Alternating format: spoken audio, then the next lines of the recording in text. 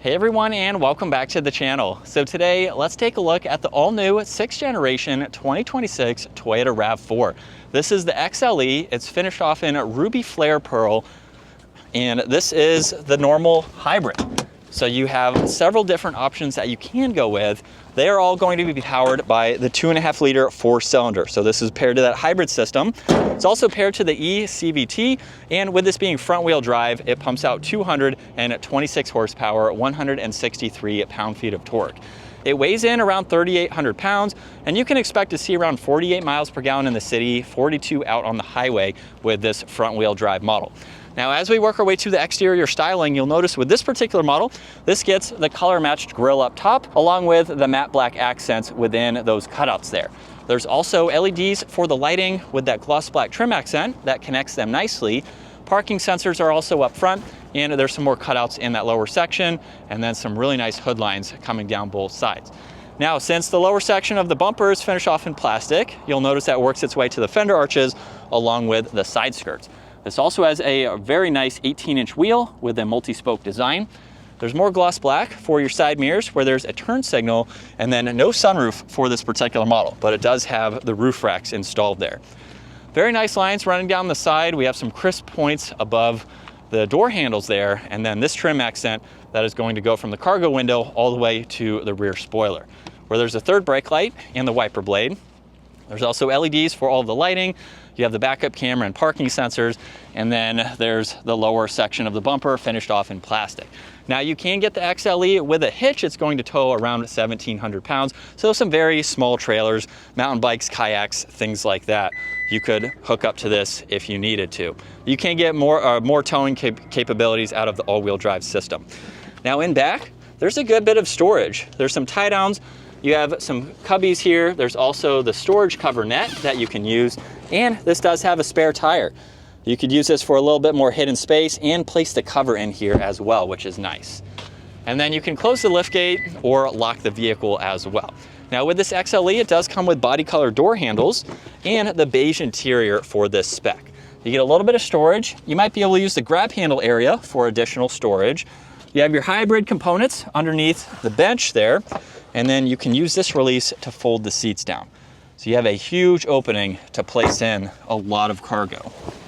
And then at 5'10", I have a good bit of space. There's storage pockets, auxiliaries, and vents, and then you have the armrest with cup holders, and I have about 3 inches of headroom. So for its smaller size, it's very practical for adults. Up front, there's the window controls, side mirror adjustments, and then the same design as you saw in back. And then you get a power operating driver's seat. Now, this also has a leather trimmed steering wheel. On the right side, cruise control settings. This does have distance pacing. You have lane keeping assist, and then volume tuning, voice commands, and you can go through the full digital gauge cluster. Now, if you scroll left and right, these are preset diagrams. So this is information that will be shown depending on which one you go into. And then you can also go up and down to configure info in the left side of the screen. The right side is going to stay fixed. So at least you can go through this information and you can scroll through this info as needed. Now, there's a dimmer switch for that gauge cluster. You have the power liftgate, fuel cap release down below, one air vent, and then with the infotainment system, you have a good bit to go through. You can pull up the nav in full screen. You have some widgets on the home screen that you can customize as needed. You have your audio, your phone, and then various settings that you can get into. Now, what's really neat is the lower section is fixed, so you can always get to your fan speed, you can get to your heated seats, get to your temperatures where you can adjust them with the physical buttons. You have volume in the middle, defrosters too, and you can operate some of this with your voice commands. Hey Toyota, turn up the fan speed. Raising the fan speed. So you don't have to use it as a touchscreen system, which is very nice. Now, you have vents, you have wireless charging with lots of storage both in the upper and the lower section here. You also have traction control with an auto LSD, and then a few different driving modes. So just depending on the throttle response that you would like. You do also have an EV mode. Now, since this is not the full plug-in hybrid, which is available on the RAV4, you do have a speed limit for the EV mode, and of course it needs to be charged from driving the vehicle in order to activate that. There's also some auxiliaries. You get your backup camera with the guidelines. You can shift using the shifter if you would like, and then you have auto hold, the e-brake, some cup holders, And the center armrest here not only has this tray where you can place some items, you can open this up 2 different ways, but you can also completely remove it where you can see a lot of storage and then flip it around and have your normal armrest. You get a locking glove box, storage up top, and then dome lights and a sunglass holder as well. And then here's a look at visibility where it's pretty easy to see over both shoulders. So you have a lot of glass for this newest body style. And still in sport mode, here we go. The pickup on this is very, very impressive. For not being the plug-in hybrid, I don't have any complaints with the amount of power that this model has. But this is what it's like to be behind the wheel for the latest RAV4. You have a really good outlook from the driver's seat. I can clearly see that passenger side with the bulge in the hood there.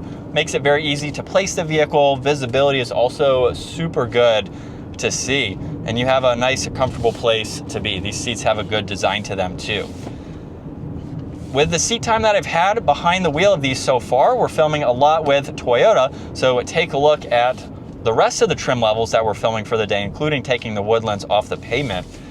This has been a fantastic vehicle. I've always been a fan of the RAV4. Personally, I like the 4Runner, I like the Tacoma like I own, just for a little bit more of the rugged and towing capabilities. But if you're just looking for a great daily driver, one that's going to be super good on MPG, this could probably go, I think what was mentioned, maybe 400 miles or so on a full tank. You're going to get some really good MPG. This has been driven a lot today, and it's averaging 39 with what's been driven with this today. So super impressive with the MPG, the styling, the features that you get. From what I've seen, these are going to start in the low $30,000 range. So with this XLE, you're probably going to be somewhere in the mid 30s-ish, give or take. We don't have official pricing yet. So for a brand new vehicle with the tech features that are available, it's definitely a great way to go. But that is going to wrap it up for the 2026 RAV4 XLE. If you enjoyed today's video, give it a huge thumbs up. Consider smashing that subscribe button so you can stay up to date with our daily uploads along with the rest of the trim levels for the new RAV4. And I will see you all in the next video.